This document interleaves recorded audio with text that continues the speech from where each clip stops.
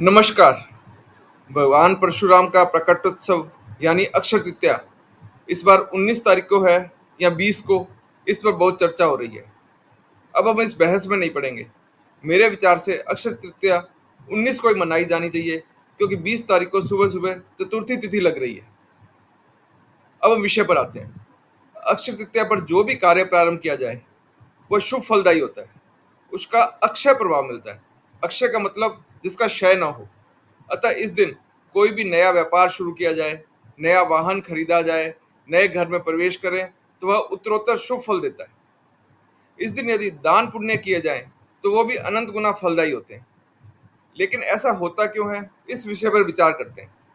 नवग्रह में से केवल 2 ग्रह ऐसे हैं जिन्हें हम प्रत्यक्ष रूप से देख सकते हैं, जिनकी रश्मियां सीधे पृथ्वी पर आती हैं और जिसको महसूस कर सकते हैं और हमारे जीवन को ये प्रभावित करती हैं। ये 2 ग्रह हैं, सूर्य और चंद्रमा। ज्योतिष भी यह मानता है कि जिसकी कुंडली में सूर्य व चंद्र बली हों तो वो जन्म कुंडली के 100 दोषों का भी शमन कर देते हैं। क्यों?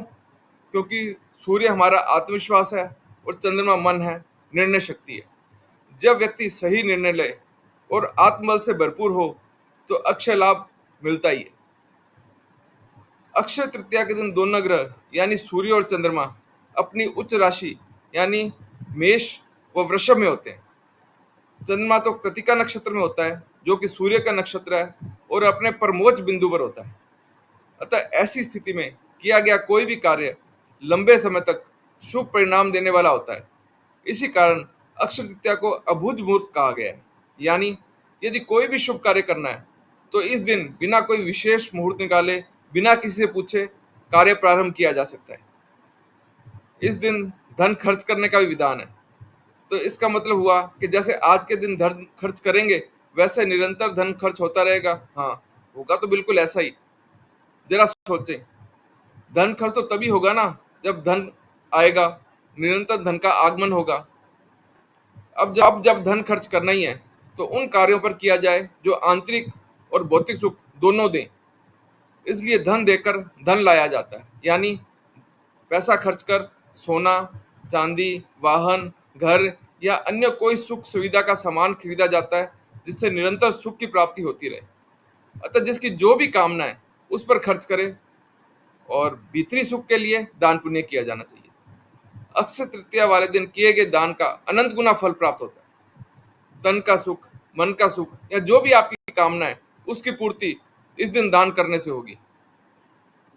अब बात यह आती है कि दान करें क्या। चूंकि अक्षय तृतीया से गर्मी अपने चरम की ओर जाना शुरू कर देती है, तो इस दिन पानी का दान श्रेष्ठ है। पानी से भरे घड़े का दान करें, प्याऊ लगवाएं, पशु पक्षियों के लिए पानी की व्यवस्था करें, परीडे लगाएं, गायों को हरा चारा खिलाएं, उनके लिए पानी की व्यवस्था करें। अक्षय तृतीया पर जौ का दान अवश्य करें।